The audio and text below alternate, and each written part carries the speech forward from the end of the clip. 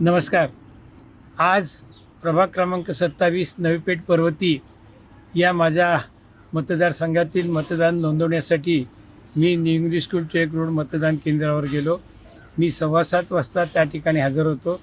7:30 वाजता मतदान प्रक्रिया सुरू झाली, परंतु ज्यावेळेला तेथील निवडणूक अधिकाऱ्याने मला बॅलेट युनिट दाखवलं, त्या युनिटमध्ये त्या घड्याळामध्ये 7:44 आणि 24 सेकंद दाखवले होते. म्हणजे 14 मिनिट त्या ठिकाणचं ते घड्याळ पुढे होतं. प्रत्यक्षात मतदान कक्षामध्ये मी गेल्यानंतर मी माझं पहिलं मतदान नोंदवलं, त्यावेळेला लाल दिवा लागला.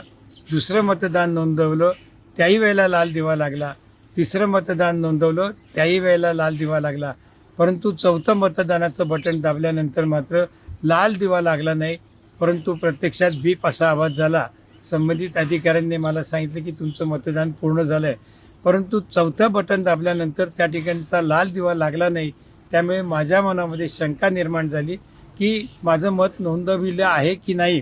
म्हणून त्या ठिकाणी त्या अधिकाऱ्यांना मी स्पष्टीकरण मागितलं, परंतु त्या ठिकाणी असलेले अधिकारी समाधानकारक स्पष्टीकरण देऊ शकले नाही.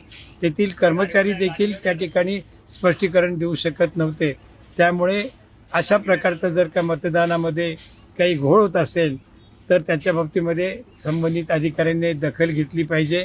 माझी सर्वांना विनंती आहे की आपण प्रत्येक मतदान करत असताना त्या ठिकाणचा मतदानाचा लाल दिवा लागतो की नाही हे काळजीपूर्वक पाहावे, अन्यथा आपले मतं नोंदवले जाणार नाही.